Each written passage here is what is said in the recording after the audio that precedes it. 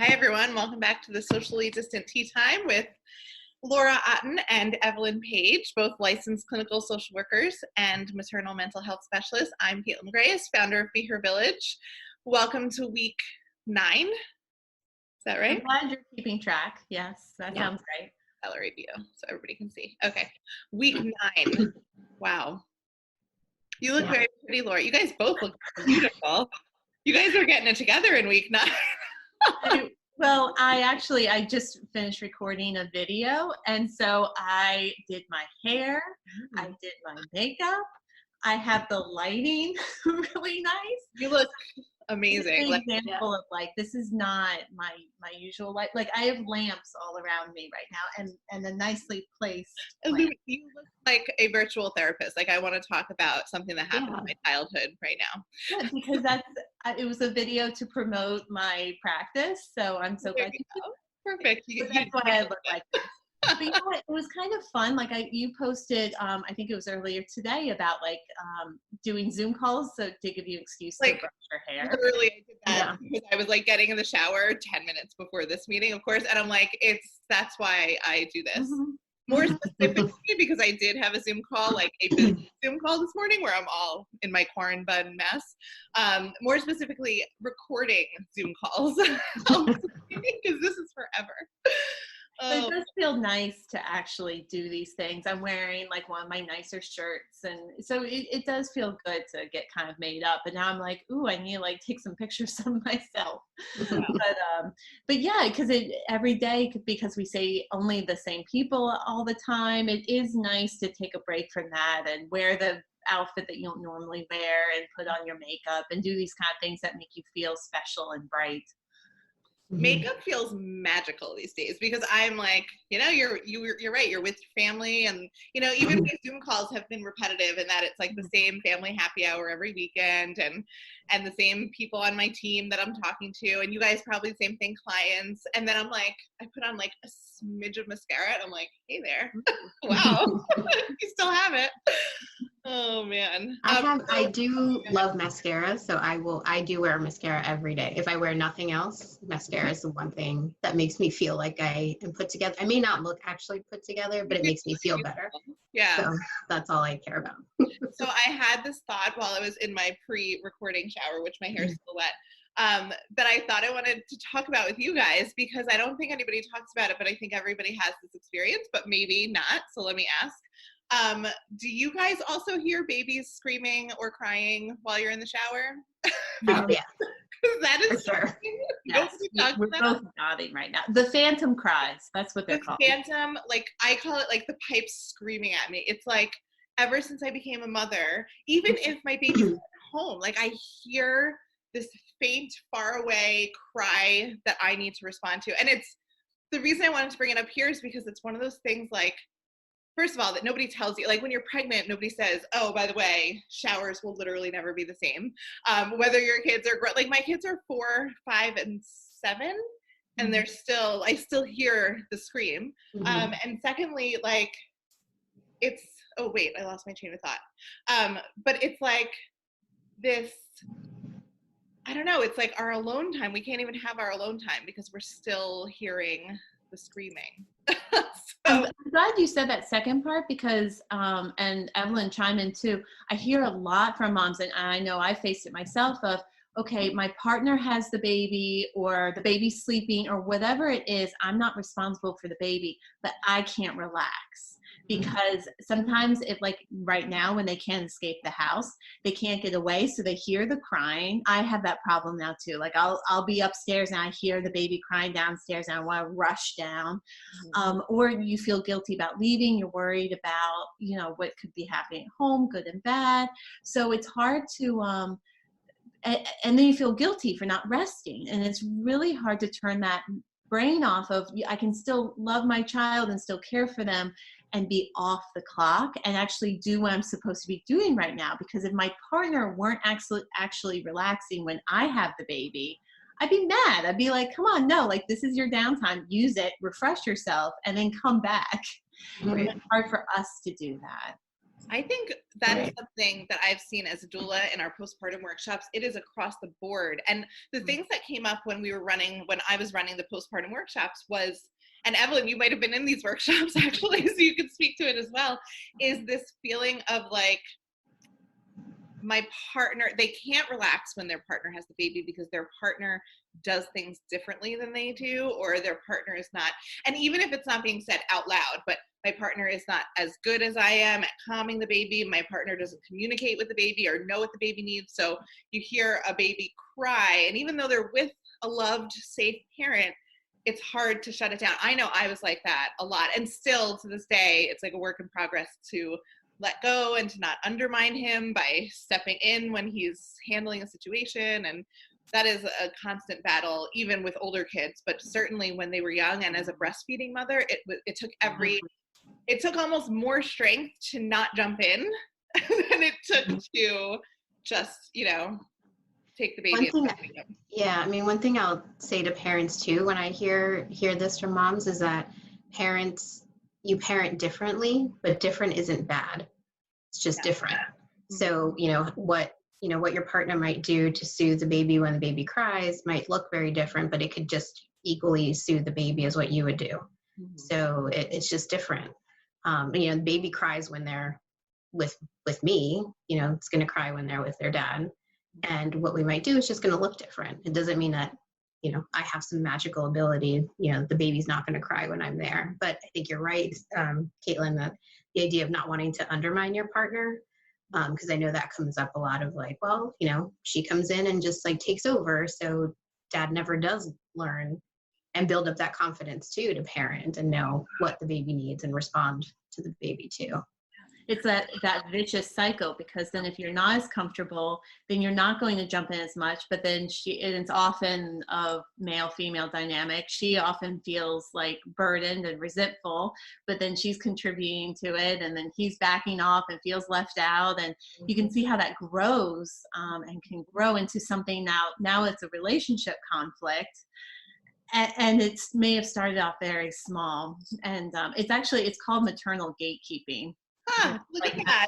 There's a term for everything. There's a term for everything, but that is comforting to know, like, that if you realize that you're in that dynamic, everyone faces that dynamic at some point, and to be able to step back. And as Evelyn said, it's different. That's actually healthy for the babies and for the children to respond to different parenting, and to be able to be flexible with that. And the father or the partner is going to bring strengths just as the mother does. And so it's actually healthier for the children to back off and let someone else do it differently. When I was a first-time mom, I knew none of any, like, this makes so much sense to me now, but as a first-time mom, I made all of these mistakes on my first baby. There was a few things at play. One was I was a breastfeeding mom, and I'd love to talk about the additional challenges, because breastfeeding can be a beautiful, magical, wonderful thing. It's great for the baby. It can be great for the mom. Obviously, formula feeding also can be the right thing for, I'm not supportive of one or the other, but I think that part of an honest conversation about being a breastfeeding parent is that I think maybe, and I'm curious what you guys think, it's easier to fall into that maternal gatekeeping thing because only one parent, like you said, well, it's not like or maybe Evelyn said, it's not like I have something that he doesn't. It's like, well, if you have the milk, you do have something. And so when I was a first-time mom, my husband was working full-time, was the breadwinner and sole provider for our family, and in full-time grad school. And I was a breastfeeding parent. I did all the nighttime parenting, mostly out of just guilt of like, you're providing and going to grad school. I wanted to have this baby, so I'll just let you sleep, but it became this thing where like the baby wouldn't go to him. And then so the baby was anxious, I was anxious, and we like fed into each other to the point where I was literally having a hard time having my husband just hold him. And then the baby, like, he's 7 now, but he's like my most inflexible child, and I don't know, and I don't think I'll ever know, like, if that was his personality from day one, and I was being super responsive and like, understanding that, or if there was like a cycle where I was teaching him, I will respond immediately, it'll only be me, and there's never any flexibility in this care situation. My second, however, like, I was exhausted. I had a toddler, I had a 2-year-old and a newborn, and I would nurse, and I was much more confident in my nursing, you know. So I think for breastfeeding moms, the first time around, it's like they're not sure if the baby's still hungry. They're still learning the cues. And my second, I'm like, he's full. It's 4 a.m. Just hold him until he goes back to sleep. Like, even if he's crying, I'm going to go back to sleep. There was a lot more freedom in that. So can you guys speak to the whole maternal gatekeeping, is that what it's called, with breastfeeding parents? Is that more of a challenge for them, or are you also seeing that with formula feeding parents? Or have you not? Like, if you don't know, that's fine too, but I think I see it across the board, honestly. Like, yeah, if you're breastfeeding, there's obviously that additional layer. And if you're exclusively breastfeeding, that you need to feed the baby. And, that's just the way it is. But I've seen it too, just even with families that exclusively formula feed, where, mom is the one that can make the formula and make it the right way, and it's the right temperature and all of that stuff, and not giving their partner the chance to learn how to make formula. I with my older one who's adopted was formula fed because I wasn't breastfeeding her, and again, like, both my husband and I had to read the formula label and learn how to make the formula because I had no idea. Mm-hmm. So we both tried to do that. But if you're kind of the one that's falling into all the feeding, that whole schedule, and then you're not allowing the partner to like trade off, that still kind of reinforces that of like, I can make the formula the right way or the right temperature or hold the bottle in the right way and the right angle. And there's so many other things that can kind of feed into that same. I had this idea that the breastfeeding caused the dynamic, but I guess what you're saying is the dynamic exists, that this like primary caregiver, typically the woman, knows the way. So I never even took those considerations of like warming it the right way, of how to hold the bottle, of like how to figure out when to burp and how to burp and how often. Yeah. Kind of thing. Yeah. If you are type A or anxious, you're going to find something to be obsessive about and trying to have control over. So absolutely, like Evelyn said, like if that's your personality, and this is if you're pregnant and listening to this and you're like, ooh, that's me, I'm type A, I've always been described as type A. This is something to be working through and working on, of how to let go of that control. Because you're right, that person can step into any, especially sleep too. I see a lot with, well, I need to put him down for a nap because I do it the right way so he'll nap longer. And of course, we always remember the evidence that supports that belief and discard evidence that doesn't. I think breastfeeding can contribute to it as far as like, especially the calming of the baby, like when both partners are feeling overwhelmed and it's like, our baby's fussy, just hand off to breastfeed because that's soothing. And so I think that can tip it over to that side, but Evelyn's absolutely right. You can see it across the board. Sleeping and eating are the two big things with newborns. And so that's where you'll see it play out the most, and probably the first.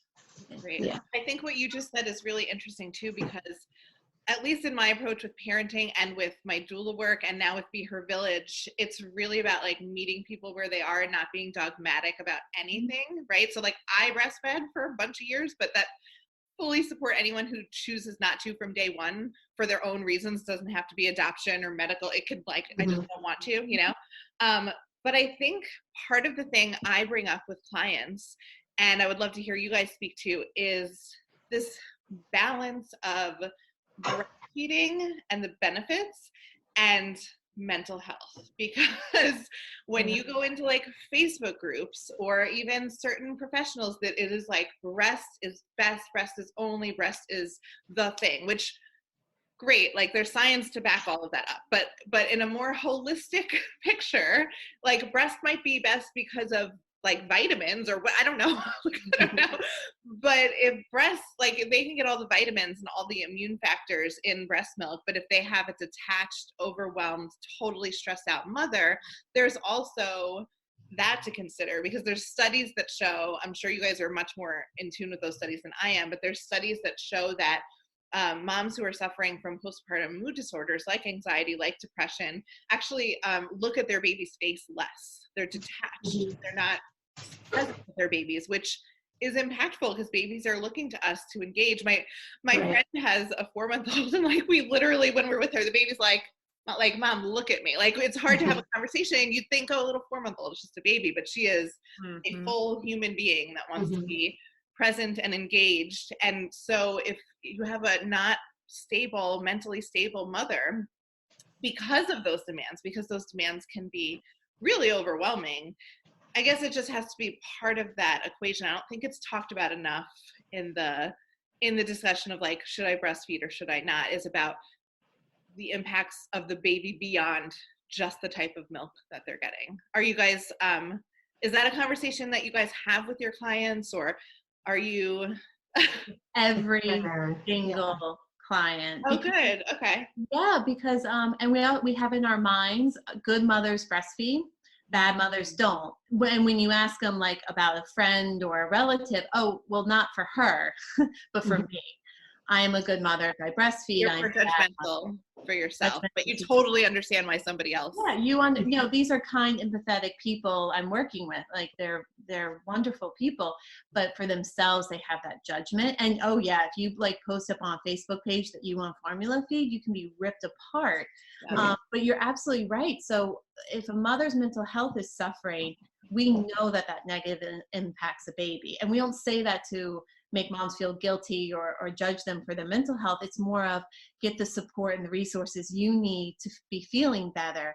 You're doing it for you, but you're also doing it for your baby, because at that point, mom wants baby is coming first. So it's like, well, actually, if you put yourself and your mental health first, you're going to help your baby, because breastfeeding is not always best if it's at the detriment of the mom's mental health to the point where she's miserable.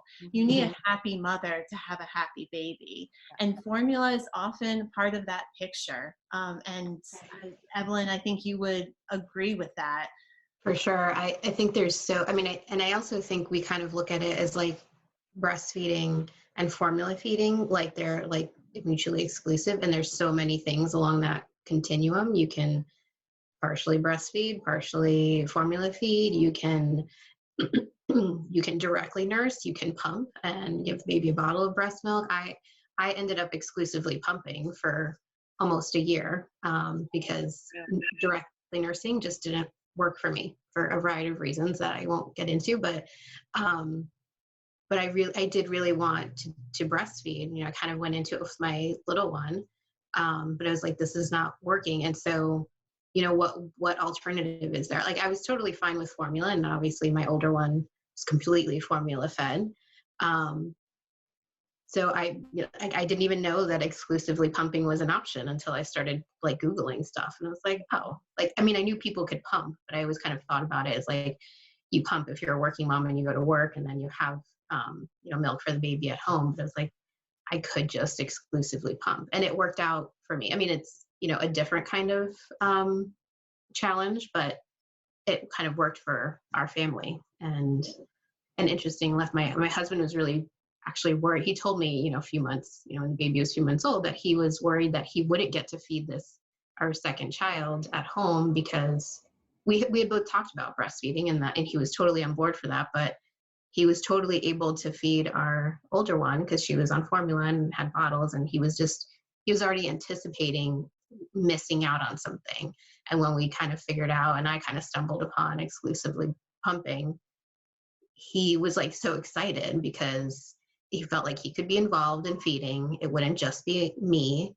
And it was also nice because he is very good about, doing stuff around the house. So he kind of took over like cleaning all the pump parts and all the bottles, and I pump, so I had help in that way.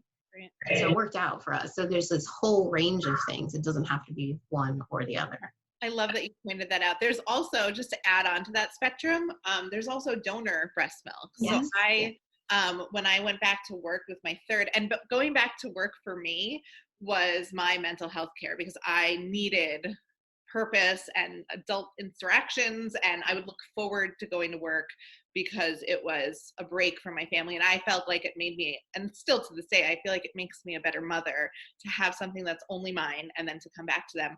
But I wasn't, due to a whole array of things that were going on with my baby, I was breastfeeding her constantly. She was very sick and I didn't have enough milk I couldn't pump enough to go to work, especially as a doula. I was going away for like 36 hours at a time, you know? And so a family member who was also breastfeeding at the time left a ton of milk at my mother's house. And when my husband had the kids and I was at the hospital, he would just go and grab a bag, and it was all, you know, like it was for us to take. It was for whoever needed it. And it was such a gift. We actually, this is like just to the side, but this is like things you never thought you'd do when you were before you had kids. My husband, I was at a birth and my husband had all the kids and like this tiny little baby, and he ran into a friend of mine who was also nursing at the playground, and she offered to nurse my baby because my baby wasn't taking a bottle, and he said no, and then ended up taking her to the hospital. And I was like, why did you say no? What are you doing? Somebody offered to nurse her. Take that offer. You know, but I think he just wasn't sure. Right. You know, I was like more than willing to have somebody nurse my baby. But Absolutely. yeah, it's not just, I love that you bring that up. My examples are maybe a little more extreme than that, but there's really like so many ways to feed a baby, and it's not just one perfect way for anybody. It's really about finding that balance for your family. And I want to add to that, it is separate. How you feed your baby is separate from if you're a good mother or not. And to break that string that's tying those together and say like, okay, there's a way you feed your baby, and there's a list, you know, a dozen things long. And then there's you as a parent and as a person, and it's separate from that. And I encourage, you know, the people I work with, and in my relationship workshop, I talk about this too, of sharing with your partner what feeding your baby means to you. So often as women, we have this narrative of breastfeeding and what it means to us, and that's influenced by how our moms fed us and what our family history is, what we've seen online, what our friends have done and family members, and we're not sharing that, and we might not even be aware of it ourselves. But I've seen too, like if mom's struggling with breastfeeding, partner rushes in to fix things and say, well, let's just do formula.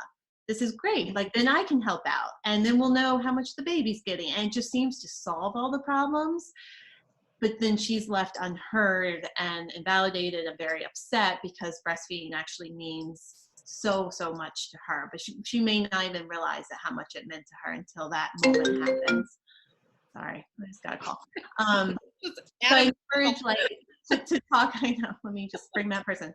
I encourage couples to really talk about what the feeding means. Like Evelyn, like you said with your husband, like it meant a lot to him to be able to participate. And it was important that he was able to speak up on that and say like, actually, and that can work with breastfeeding, you know, if you pump and then. And I hadn't even, like, I'll admit, I hadn't even thought about that he would be like kind of excluded if I was exclusively nursing. So like it was really good that he brought it up. It's interesting because I think when there's a conversation about, at least in like the social media zone, which is what I so appreciate about our tea time sessions, is that it kind of brings like, or maybe it elevates the conversation from just black and white shouting into the void to, hey, we're all many layered different people. But when we talk about breastfeeding versus formula, it's like all about what's best for baby. And now we're like expanding that to, well, what's best for the mother, which is also best for baby, but also, as Evelyn brought up, what's best for the partner and the whole family, because you can't look at anything in just the scope of what's best for baby, because the baby needs happy, well-adjusted parents. And that's, you know, it's not possible to get that without really communication. I think Laura, you and I have kind of talked about this too, but kind of this idea that what works has to work for everybody. It's not, like you just said, Caitlin, it's not just the baby. You know, if it's breastfeeding, it has to work for baby and for mom. You know, if she hates breastfeeding, why torture yourself? You know, because of this idea, like that's what a good mom does. So like you said, feeding and being a good mom are not like tied together. They're two different things. I love that. I love that visual. I feel like I want to make a visual of like cutting the string. Janelle, take a note. Put that on put that on our Insta. So just shifting gears a little bit, how were your Mother's Days? How were quarantine Mother's Days? Mother's Day? How was your Mother's Day? And it's funny because how I've said like I wanted that alone time. I got my alone time. It was wonderful. I just wanted that break and that quiet peace away from the kids. And every other mom I've talked to was like, it was great. Like he or she or whoever took the partners away or took the kids away for a little time. So it was nice having that break. The weather was beautiful. So it was a nice day. That's great.